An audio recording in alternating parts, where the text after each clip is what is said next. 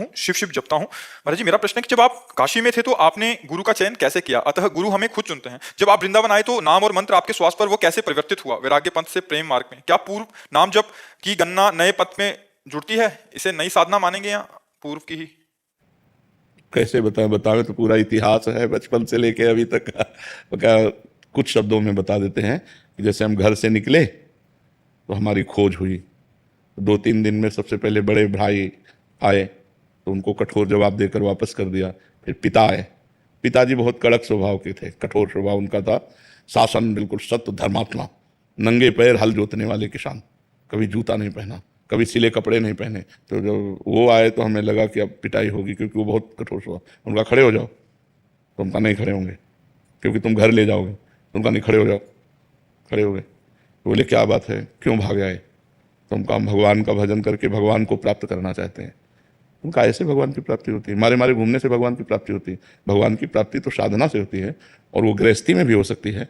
हम लोग भजन नहीं कर रहे क्या? तो उनका हमें ऐसा भजन नहीं करना, हमें विरक्त होकर भजन करना है। तो उनका सच्ची बात, तो हम रो पड़े। एक तो भय उनका, और दूसरा कि हमें घर न ले जाएं, हमें भगवान की प्राप्ति करनी है। पूर्व जन्म का कुछ ऐसा था कि जो हमें भगवान की प्राप्ति करने का चस्का लगा। कोई हम दुख या किसी समस्या से थोड़ी निकले। 13 वर्ष के बालक को क्या दुख, 9th क्लास में पढ़ रहे थे। तो पिताजी ने ऐसे गले लगाया, राम राम राम। वो स्वयं भक्त थे, ऐसे गले लगाया, 3 बार कहा राम राम राम, और कहा बेटा ऊसर में बैठोगे तो फूल बरसेंगे, जाओ हमारा आशीर्वाद है। लेकिन जिंदगी में अगर हमने ये सुना कि किसी माई बहन की तरफ तुम्हारी गंदी दृष्टि हुई, नहीं, गृहस्थी में चलो और भजन करो, और अगर बाबा जी बनो तो जीवन में कभी ये शिकायत हमें न मिले। तो उनका वादा करते हैं कभी शिकायत नहीं मिलेगी। तो उनका चलो हमारे साथ।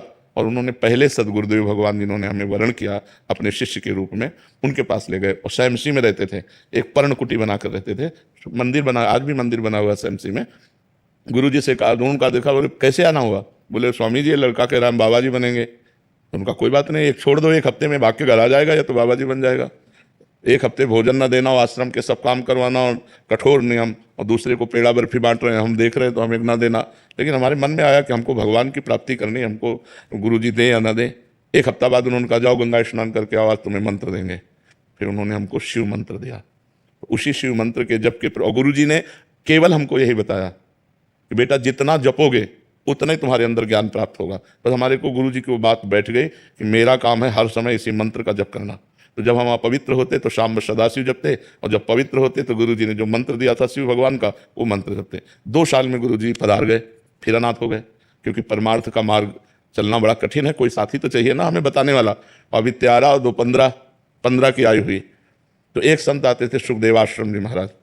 उनसे हमने कहा महाराज जी हमारी जवानी की तरफ कदम बढ़ रहे हैं और हमें हमारे गुरु जी अंतर ध्यान हो गए, हम चाहते हैं आप कृपा करें और मुझे आगे का मार्ग। फिर उन्होंने आगे का मार्ग महावाक्य और ये दिया। तो कुछ ही समय, लगभग 6 वर्ष 7 वर्ष वहाँ रहे।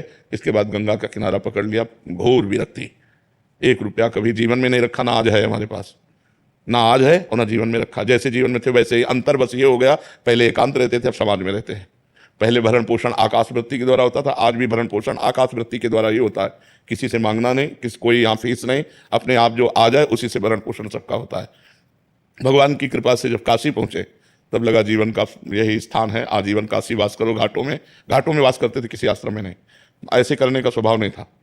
तो जो हमारे सामने आ जाता, इसलिए कई दिन भूखे रहने पड़ते। वो सब कष्ट सहते हुए फिर काशी में ही हमको भगवान की प्रेरणा हुई। रास कैसा होगा वृंदावन, और वहीं से विधान बना।